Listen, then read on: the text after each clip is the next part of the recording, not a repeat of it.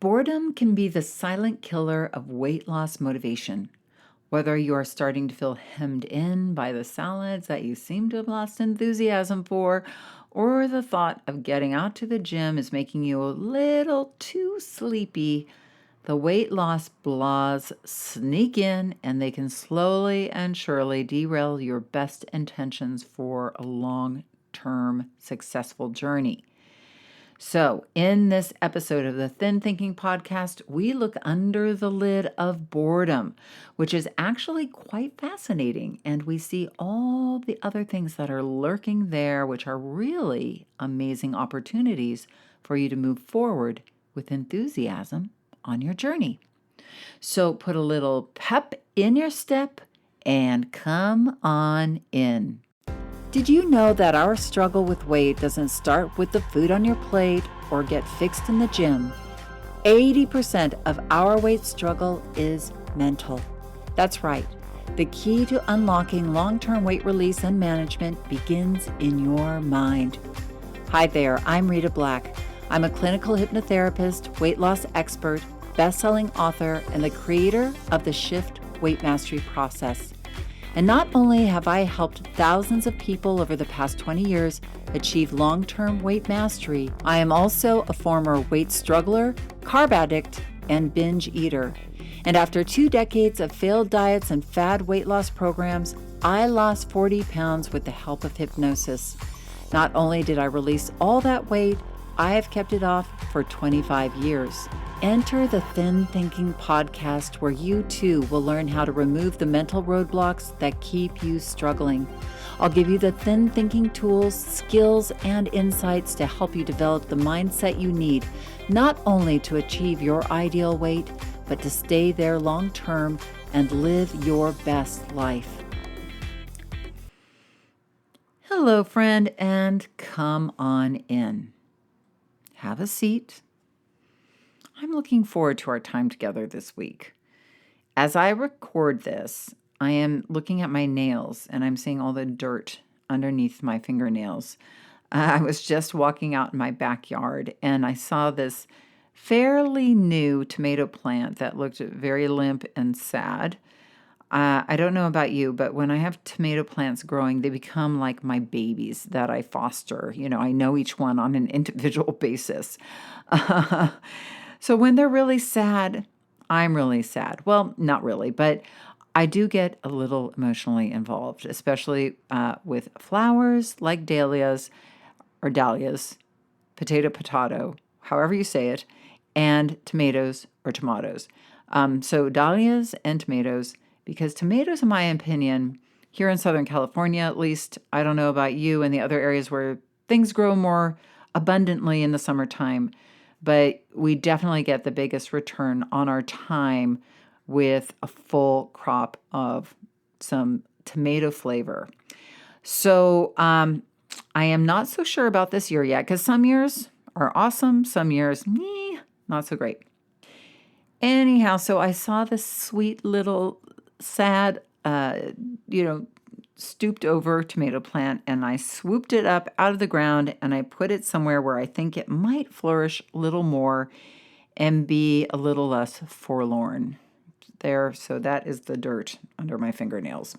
I used to think that certain aspects of gardening were really boring. All I was into was the glamorous stuff, the planting the seeds, planning what I was going to grow, picking whatever the flowers or picking the fruit or the vegetables. But as I've gotten into gardening more, like for instance, I used to think dirt was boring. I thought I had friends who were gardeners and they would start to talk about the different levels of pH and acid and the fertilizers. And I was like, that's boring. I'll just put some amend in the ground and it's going to work and the seeds will grow and that's that, end of story.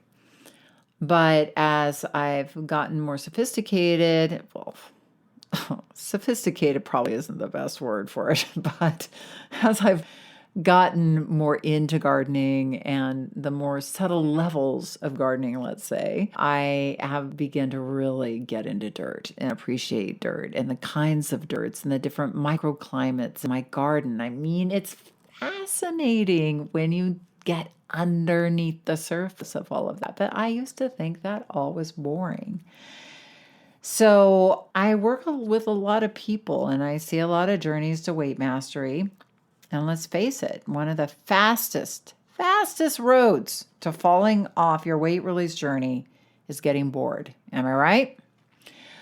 So I wanted to dive into this and dig into the dirt of weight loss boredom today. And will you dig with me, friends? Can I say enough puns for you today? So let's start with where we are usually not bored, which is at the beginning of a diet or a plan of some sort. This is the glamorous and sexy part of weight loss, right? So first of all, it's new and exciting. We've got this new plan. We've got a lot of steam under our belt. We're going to lose some weight. We've got the different things, the specific foods we're going to eat, and the way it's going to change our life. And our dopamine and reward brain is engaged, right? So we've got a little bit of high. It's kind of like a new relationship, right? We're kind of in love with the idea of the diet and love with ourselves being in the diet. And there's a structure, therefore a lack of chaos. And we love that because we spend a lot of our time struggling with our weight in a lot of chaos, inner chaos, external chaos. So the fact that we are in a structure and we know our place in the structure, man, that feels so good. And the focus, we know what we're going to do and not do. This makes us feel safe. And there's a willingness. Why? Because we're in so much pain. It's so painful to be in that chaos and to feel out of control and to be gaining weight. So we're so willing. We're so willing at this point. And we start off and it's all amazing. We're compliant. We feel great. We get on the scale every morning, or maybe we do, and we're losing weight, or our clothes are fitting us better. But somewhere along the way, things begin to change. The honeymoon is over. We've now been eating this thing a week, 2 weeks, a month. And there's a little sameness to that food. And there's not so much dopamine floating around in our brain anymore. We have the structure down. So guess what? That structure begins to feel like it's hemming us in. It kind of feels monotonous. And guess what? We're getting on that scale and we're releasing that weight a little more slowly. Way less fun. The dopamine hit on the scale has been replaced by frustration and anxiety. I'm not doing this right. Why did I not lose weight yesterday? Why did I gain weight? This diet isn't working. My body's broken. We start to have limiting beliefs. Those limiting beliefs that had gotten pushed to the back of our mind are starting to find their way back to the front of our mind. We feel a bit restless. We're stuck in a feeling of sameness. It's presenting us as one big snooze fest. And this is where we might find ourselves slipping, getting off track, reaching for things that aren't on plan. Well, I've been so good. Just have that one thing tonight. Ooh. Well, okay, since I had that one thing, I might as well have this other thing. And then, I'll have that thing too. And then tomorrow I'll just get back right on that diet and I'll be good. Oh, maybe not. It's the weekend. We'll get really back on it on Monday. I promise we are going to be so good on Monday. You watch me. I'm going to just do like this diet like it's never been done. Does that sound familiar? So if you're feeling bored, here's some advice. Well, here's a way to look at it. I'm going to go out on a limb here because this is a little radical, you guys. But I'm going to shake this up a bit now, and I'm going to put it out there to you that you are not really bored. When this is happening, you're not really bored, but your brain is telling you a boring story about what you're doing and who you are being. Your relationship to your weight mastery journey has gotten boring, and it needs a reframe. So I would like to look at what you may consider boring through some new eyes and offer you some thin thinking. So first of all, we get that sensation, the honeymoon is over, it's not as fun as it used to be. And I get it. The fun wears off on a lot of things that we're committed to, right? I mean, I think about things like marriage. Those of you who are married less than 7 years, maybe you won't laugh as hard as those of us who've been married for many, many years. This year was 33 for me, and I'm married to the man of my dreams, my soulmate. I love him dearly. But, sometimes marriage can be monotonous and boring. And again, I go back to, it's not really boring, but it's the story we tell ourselves. So other things like even children can be boring. Love my children, but being a parent sometimes can be monotonous and boring. But I'm still committed to my children. I'm still committed to my husband. Having good dental hygiene, brushing your teeth. It's not the most exciting thing in the world, right? But I do it every day, a couple times a day, 3 times a day sometimes. And I stand there and I hum or I think about other things, but not the most scintillating thing in the world, but I do it because I'm committed to my teeth. And even having a clean house. Sometimes people are really excited about cleaning the house. I'm not one of those people, but I do it because my life works better when my house is clean. So some things are not always exciting, but our commitment to them is. My commitment to my children, my commitment to my marriage really thrills me. Even though the actual, my commitment to my weight mastery has never been boring. It's always been exciting because I'm committed to being free. I'm committed to that person I am when I'm taking awesome care of myself. That's never boring. That's never boring. So I want you to start to look at your weight mastery, and this idea that it's boring. And think about your commitment to yourself. And think about the fact that you are really on a hero's journey. Because sometimes I think the way we see ourselves becomes boring, right? Oh, I'm on this diet. I'm just struggling because we really put our struggle with our weight in this place of shame in our brain. And yeah, that can get boring, being ashamed of ourselves, ashamed that we're like this struggler and we're struggling away and we don't like to see ourselves this way. So when we go on a diet in the beginning days, we start to see ourselves in a different way, maybe hold ourselves with a little more pride. But when things start to get a little, same, that feeling of shame starts to come back, or we start to feel less good about ourselves. But I want to remind you, your commitment to your weight mastery journey, you're a hero.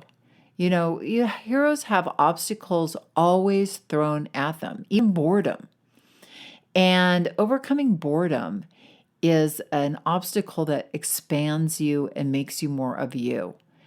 And I think when we get bored, I think we go to our place of shame, our place of like, why do I even have to lose weight in the first place? I'm a loser because I have to lose weight. What other people are luckier than me? We can go to a very negative, limiting place instead of remembering who you are. And I want you to remember who you are. You are a hero on a powerful journey.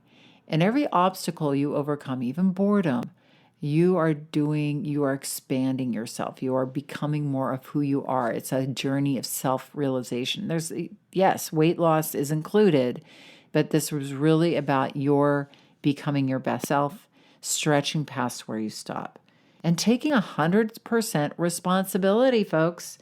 That makes it more exciting. When you take 100% responsibility for your weight mastery journey, that you're not a victim of anybody or your circumstances or anything, it gets exciting really fast because you have to hold yourself accountable and you have to get really creative. And sometimes you have to have uncomfortable conversations with yourself or with other people. That's not boring.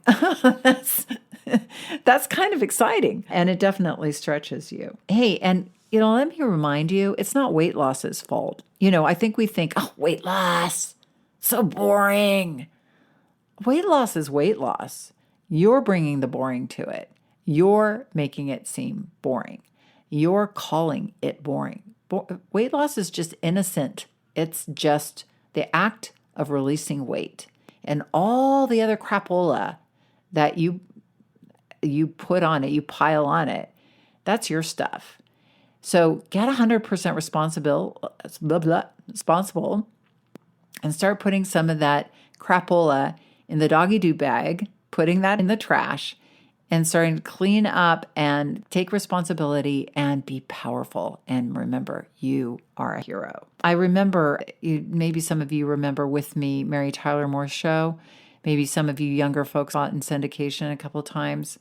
And I don't know if you remember the newscaster Ted Baxter.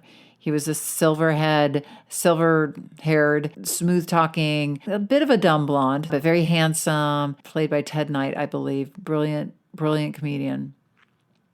And Mary Tyler Moore played this news producer in this, and she was, sort of a female ahead of her time, a first producer of a TV station in Minneapolis. And there was an episode where, this was probably a few seasons in, I think it was 7 seasons, 8 seasons long. It's about halfway through the show.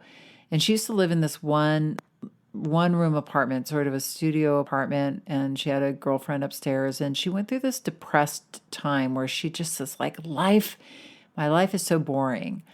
And she said, I just get up and I eat breakfast and I go to work and I eat lunch and I work some more and I go home and I eat dinner and I go to bed. And then I get up and I do it again and again and again. And she's just sitting there very mopily. Everybody else around her is kind of going, yeah, I get it. But Ted, the anchor man, he's like, well, Mary, I have the answer for you. And everybody turns and looks at him with expectant eyes. And he says something. But it's not even what he says, it's the way he said it. It's so simple and it's so brilliant, but it's such an idiot savant sort of thing to say. He's like, well, Mary, you've just got to eat breakfast in the morning. And then you've got to go to work. And then you eat your lunch. And then you do more work, And so he's like, he's very animated as he's, very excitedly eating breakfast and excitedly going to work. And that is so true.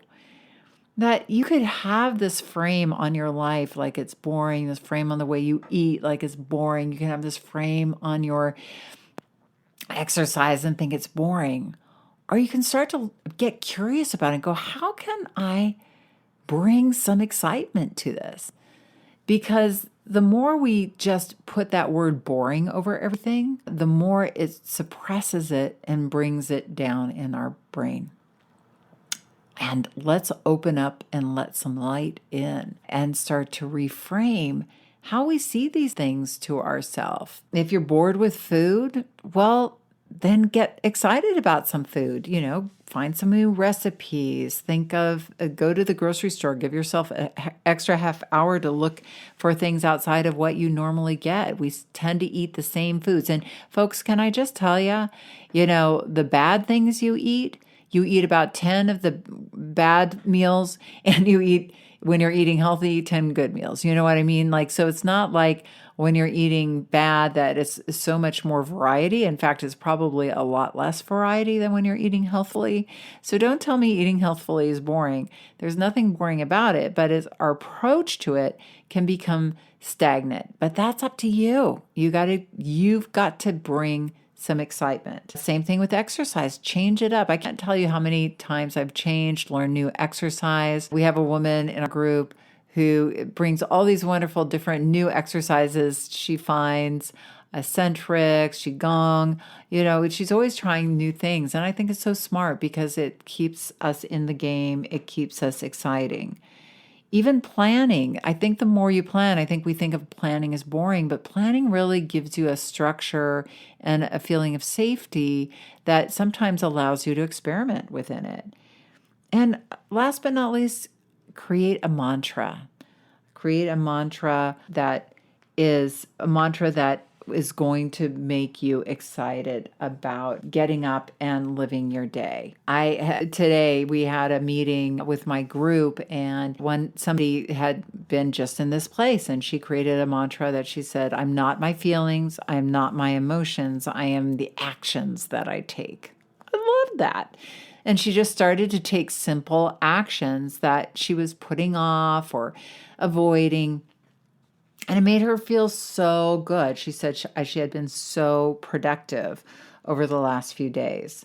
So create a new mantra for yourself. Okay, another cause of boredom, you're releasing weight more slowly. And definitely that's a cause of a lack of dopamine. I think one of the things that we do is really put all the attention on the scale. It's all about the weight loss. We run to see how much weight we've lost or how our clothes fit us. And I want to remind you that the long-term journey, I mean, I get it. It's exciting in the beginning. It's a transformational process. You're seeing the scale go down.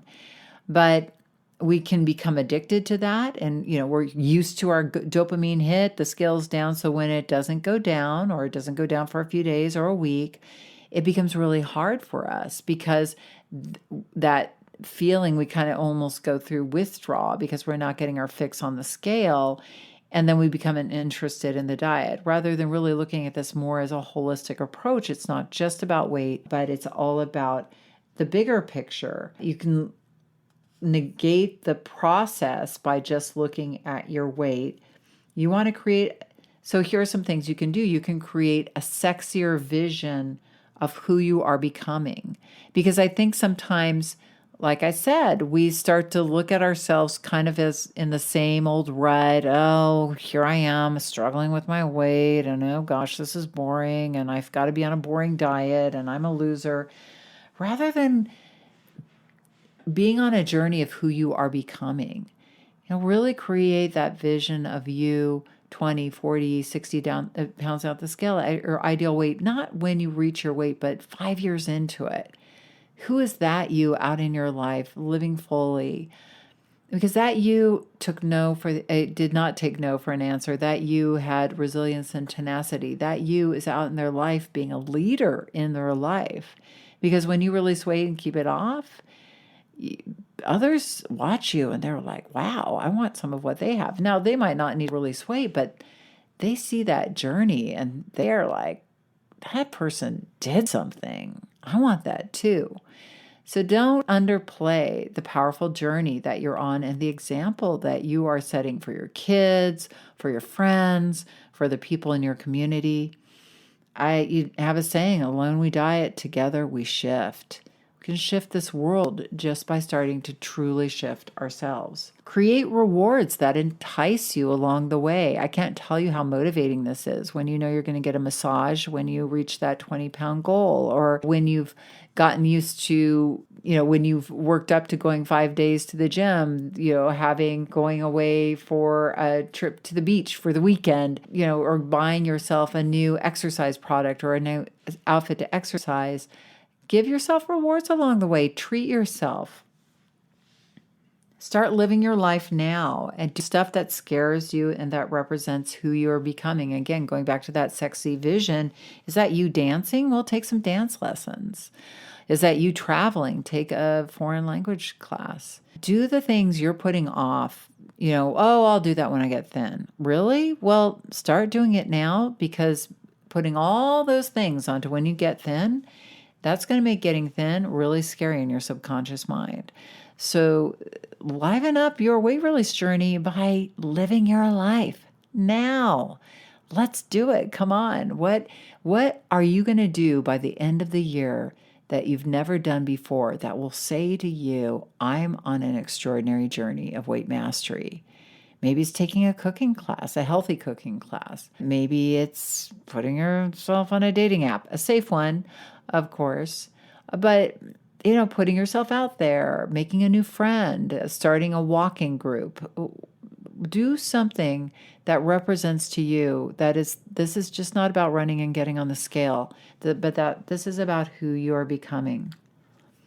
Okay, another reason for being bored is you might not feel challenged. That happens a lot of times. So one of the things that you can do is to deepen your journey by deepening your skills. And what I mean by that is, just like with me in gardening, there's many surface things with weight loss that are the glamorous things, weighing yourself, the actual diet itself, certain things that you would think about when you go on a diet. But I'm talking about there's really a skill set of weight mastery, and that whenever I'm feeling, bored maintaining my weight, I always just kind of look at the skills that I use, like, for instance, exercise, and say, okay, well, how can I deepen my relationship with exercise? Can I learn a new aspect of exercise? Can I lift a heavier weight? Can I challenge myself by running a little further? Can I do a more advanced version of what I'm doing with regards to food? I'll deepen my skills there's so many things with food. Right now I'm really focusing on longevity. So I've learned more about what foods to eat that are, aligned with longer lives. That's a whole other episode. I'll attack that. I'll share the book I'm reading with you. But yeah, so I'm kind of tweaking the way I'm eating right now. And it always challenges me. I have been maintaining my weight now, a 40-pound weight release for 27 years. And in that time, I've radically reshifted and deepened my relationship with food. I have a much better understanding of all foods and how they interact in my body. That's from observing and being a scientist about that. I'm really more clear, like, what supplements I need to eat or take to augment my health and maintain my blood sugar and to keep my muscles good. So that's what I'm saying is don't ever tell me, well, I'm bored with the food. You're being boring with the food. And I don't mean this in a mean way. I mean to inspire you. Take that word boring away from your vocabulary. Look under the lid and start to get curious about how you can deepen your relationship with the aspects of the skills that because I really look at weight mastery as developing skills, not being good on something, right? Like not being good on a diet. So what are the skills that you're practicing and how can you deepen them? And to add to that idea, I was just looking at my notes, in our monthly mastery group, we do a challenge every month. We challenge ourselves, we'll challenge, what did we do? We did a measuring challenge to, measure our food, because a lot of food packaging actually, ironically, is inaccurate. So we all discovered that when we did the challenge, but it's this idea that we're over practicing a skill that we may not be doing or that we don't do very often, just to sharpen that skill so that, when you measure something and then you stop measuring, you have a much better idea of how much you're putting in your body and your mouth, because our eyeballs are not very accurate judges. And as we discovered, neither are the packages that foods are. The FDA FDA has said that food companies can be up to 25% inaccurate in their calorie reporting and their nutritional reporting. So bear that in mind. But, we did that challenge and we learned something from that challenge. We deepened our skill. And that's what I mean by challenging yourself. There's nothing boring about weight mastery journey. It's a hero's journey. And I know I'm saying that many, many times, but I want you to get it. Let's see. Now, the other thing that you might be feeling boring about, or that the feeling of boredom might be coming from, is your inner rebel resistance, is a cover up for different feelings. So it might not really be boredom, but boredom seems a lot safer than the other feelings that might be going on. We have this inner rebel within us. I know we talk about the inner critic a lot. Well, in our inner rebel is that part of us that wants to say, it's not fair. Being on a diet's not fair. It's boring. I want to be free. I want to be free to eat whatever I want. It's not fair. It's not fun. I don't want to. Sucks. Oh, everybody gets to do it and I don't, right? Here's what you want to do. Is you want to acknowledge your inner rebel. You don't want to push it down because it just gets louder, haven't you noticed? But you can acknowledge them, say, oh, okay, you're not having fun. I get it. Or you want to be free. I understand. Oh, you don't want to do this. I really understand. Because I think the more you acknowledge that part of you, the more it quiets down. It's kind of like a child. When they feel acknowledged, they kind of calm down.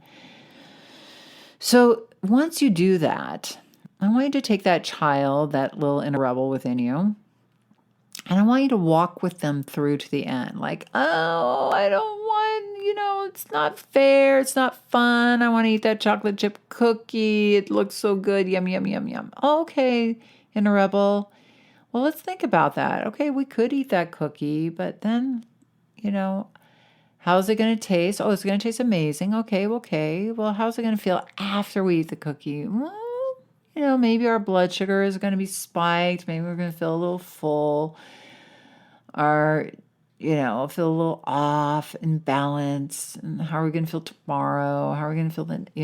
And when you walk through like a binge, or when you walk through overeating, when you walk through a food choice, or when you walk through a lot of these things with your inner rebel through to the end, when I call it the end, past the fun part, what you're really doing is retraining your mind to think the long game versus the short game. Our inner focus, our dopamine center is so focused on impulsive short-term gratification.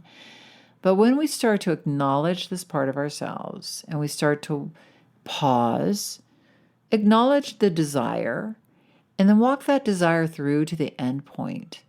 Often that desire for that thing, the color sort of drains out of it, so to speak. That rebellious part of us becomes a little more rational and willing to actually get curious about something that would really be fulfilling rather than what it thinks would be fulfilling. And focus how powerful what you're doing is. Not shameful, but how powerful it is.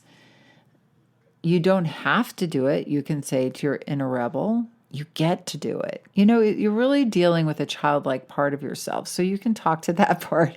Say, you're on this powerful journey. Isn't that exciting? So much of our journey of weight mastery is the way we communicate with ourselves. We can beat that rebel down. We can say, shut up. We can try to put it in the closet, but it's still going to be there, still going to be banging. It's much better to be reasonable and rational with it and to let it have a voice, but to also be the parent and to say, I got that. Yeah, you really want to do that. Well, let's think that through. Is that really the best? And is that really aligned with who we are becoming? And often, like I said, that rebel calms right down. So I hope you didn't find this boring. I hope this was helpful for you. And speaking of which, if you want some shows from me, well, let me know. I'm many things, but I'm not a mind reader. So if you're sitting here going, God, I wish you would talk about XYZ, well, there is a place in the show notes where you can just say, Rita, will you talk about XYZ? And I will take you up on it. It might not be the next episode, but I will read your request and I will do my best to take you up on it. So please let me know. And please share in the show notes any other comments or questions. Just go for it. I'd love to hear from you. Have an amazing week and a very exciting week and a non-boring week. And remember that the key, and probably the only key to unlocking the door of the weight struggle, is inside you. So keep listening and find it. If you want to dive deeper into the mindset of long-term weight release, head on over to www.shiftweightmastery.com. That's www.shiftweightmastery.com, where you'll find numerous tools and resources to help you unlock your mind for permanent weight release, tips, strategies, and more.